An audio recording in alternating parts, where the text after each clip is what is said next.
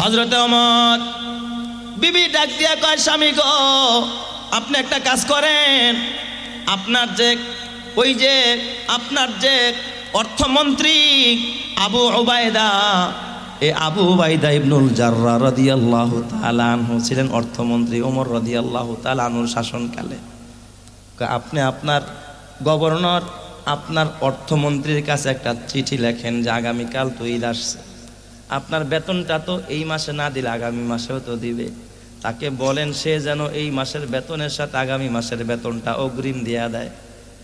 অগ্রিম বেতনটা যদি আপনি পান, ওগো স্বামী আমার, ওই টাকা দিয়া একটু ভালো মন্দ কিনা যাবে, সন্তানের মুখে হাসি ফোটানো যাবে।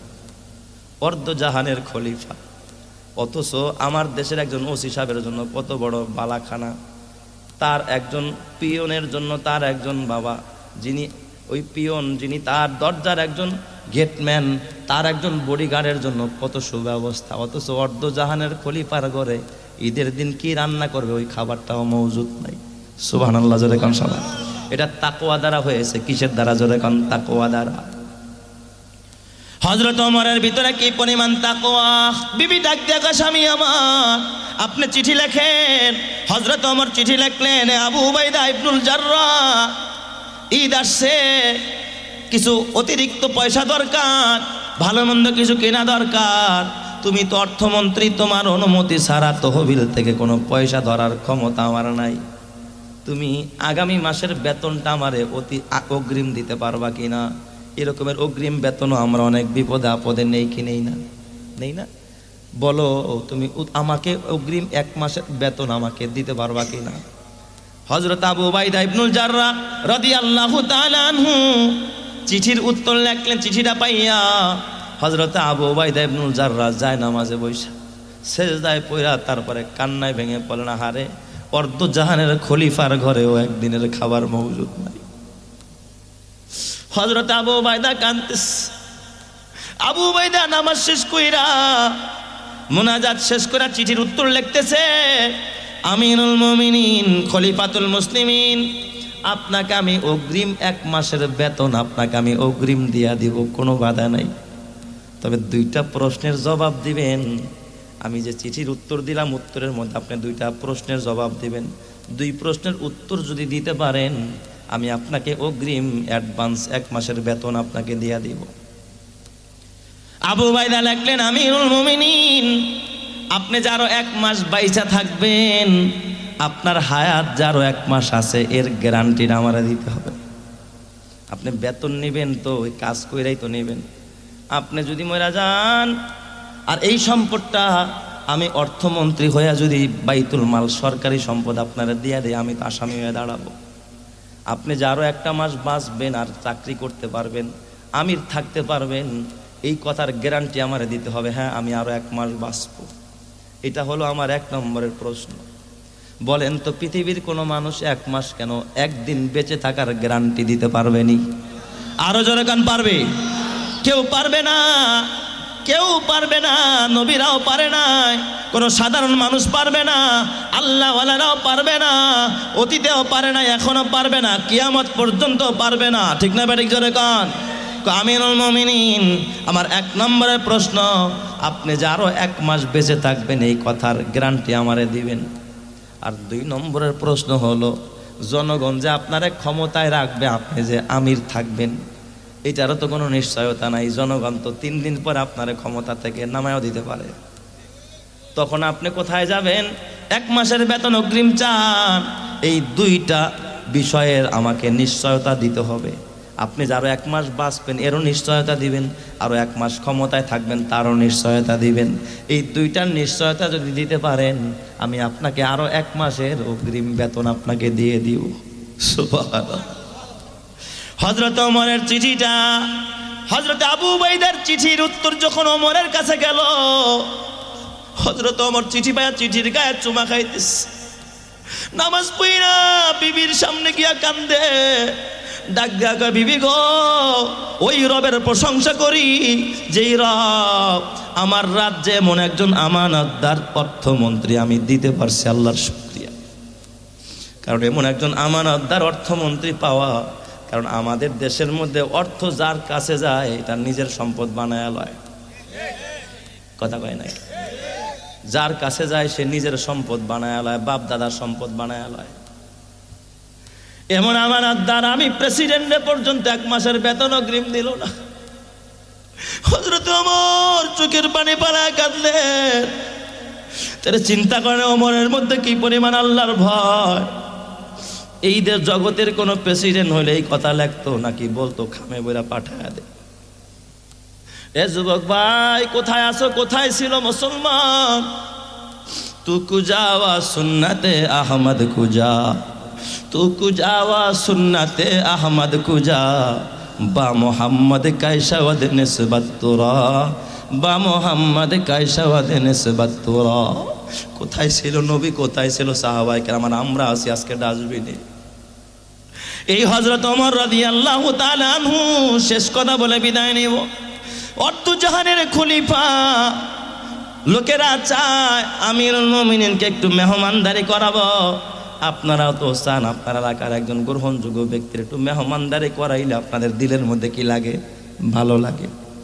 1 পেয়ালা দুধ নিয়ে গরিব মানুষ হযরত ওমরের ঘরে ঢুকছে। যাক আমিরুল মুমিনিন নেন, আমি গরিব মানুষ, দেওয়ার মতো কোনো হাতিয়া নাই, একটু বকরির দুধ আনছি, দুধটা একটু পান করেন। হযরত ওমর রাদিয়াল্লাহু তাআলা আনহু দুধে চুমুক দিছেন, দুধ কয়েক ডোক খেয়ে ফেলছেন, কিছু এখনো বাকি আছে। ওমর জিজ্ঞেস করে, ও ভাই এই দুধ তুমি তোমার বাড়ির গাবি, তোমার বাড়ির বকরি থেকে দহন করেছো নাকি? কয় না। কয় তাহলে দুধ কোথায় পাইছো? কয় এই দুধ হলো বাইতুল মাল থেকে যে সদকার দুধ, আমি যে হাদিয়া পাইছিলাম ত্রাণ হিসাবে। এই গরিব মানুষদেরকে বাইতুল মাল থেকে ত্রাণ দেওয়া হয়, কিছু মাসে মাসে দেয় না?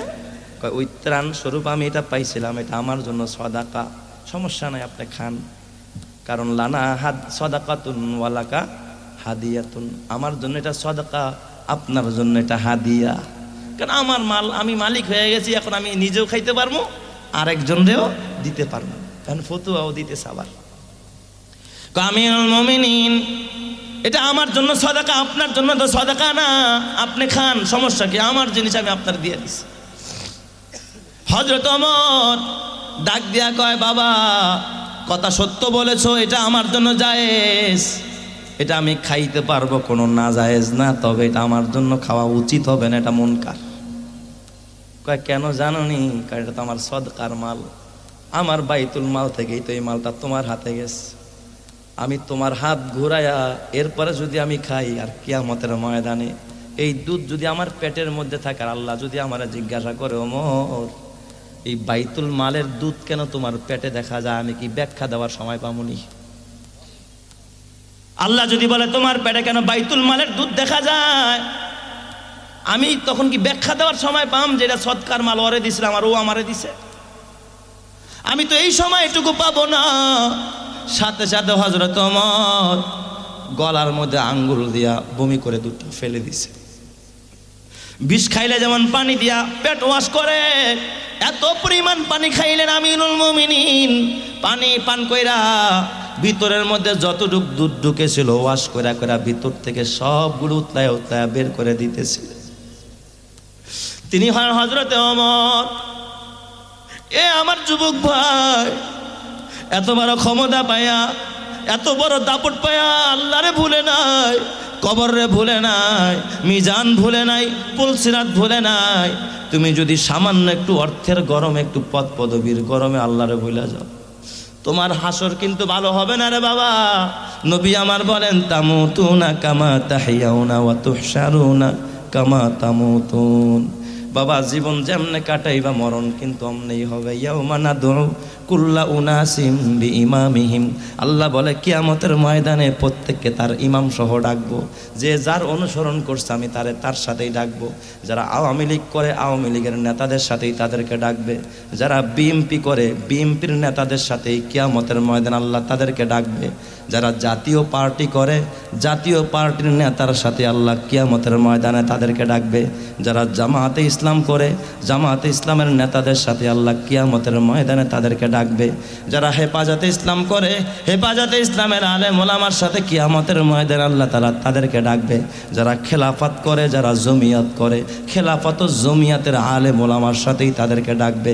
যারা ইমাম সাহেবের দল করে, ইমামের পিছনে নামাজ পড়ে, ইমামের দিকে কেউ চোখ রাঙাইলে তার চোখ উঠাইতে যায়, কসম আল্লাহর বুঝতে হবে কিয়ামতের ময়দানে তাদেরকে ইমামের সাথেই ডাইকে আল্লাহ জান্নাতি বানায়া দিবে। চিৎকার মেরে করেন আল্লাহু আকবার, আরো জোরে বলেন আল্লাহু আকবার। এই জন্য বাবা সিদ্ধান্ত তোমার, ফারিকুম ফিল জান্নাতি ওয়া ফারিকুম ফিস সাঈদ। একদল যাবে জান্নাতে, আরেক দল যাবে জাহান্নামে। খবরদার রে বাবা, দুনিয়ার এক প্যাকেট বিরিয়ানির আশায়, 10টা টাকার আশায়, একটু অন্ধ ক্ষমতার আশায় আলেম ভুলা যায় না, কোরআন ভুলা যায় না, হক থেকে সরা যায় না। এখনো সময় আছে, নিজেকে গঠন করো, নিজের ভিতরে তাকওয়া ঢুকাও, সন্তানকে তাকওয়ার শিক্ষা দাও। এই তাকওয়ার শিক্ষা দ্বারাই সাহাবায়ে কেরাম সম্পদে পরিণত হয়েছে, আর আল্লাহ তাদের প্রতি রাজি হয়ে গেছে। রাদিয়াল্লাহু আনহুম ওয়া রাদু আন, যালিকা লিমান খাশিয়া রাব্বা। তোমরাও যদি আল্লাহকে ভয় করো, আল্লাহর ভয় দিলে লালন করো, কসম আল্লাহর, এই যে আপনারা এখানে যারা বসেছেন তাদের মধ্যে আল্লাহর ভয় আছে না নাই? আছে। আল্লাহ তাআলা আপনাদের প্রতিও এখন সন্তুষ্ট আছে। এই যে আমার ভাই সাদেক আলী ভাই বারবার যোগাযোগ রাখছে, ইমাম সাহেব হুজুর সহ মধুপুরের পীর সাহেব হুজুর আসলে আজকের মাহফিলটা হুজুরই আমার ফোন করছে সরাসরি। হুজুরে ফোন করে বলছে যে আমার ভক্তের মাহফিল আপনাকে রাখতে হবে। আজকে কিন্তু আমার গোপালগঞ্জ সেই ট্যাকের হাটের পরে আমার মাহফিল, সেখানে 9টায় গিয়া বয়ানে বসতে হবে, সময় হাতে তেমন নাই। আল্লাহ যে কেমনে নেব আমি নিজেও জানি না। তো হুজুরের কথা রক্ষার্থে এবং আমার ভাইদের মহব্বতে এখানে এসেছি, বসেছি, 2-4টা ভাঙাচোরা কথা বলেছি। আল্লাহ জনের প্রতি আমাকে আমলের তৌফিক দান করে, আপনাদেরকে আমলের তৌফিক দান করে, এই যুব সমাজকে আল্লাহ কবুল করে, এই মসজিদ ঈদগাহ এলাকাবাসীকে আল্লাহ কবুল করে, আশেপাশের মাদ্রাসা সহ আল্লাহ যত মাসাজিদগুলো আছে কবুল করে।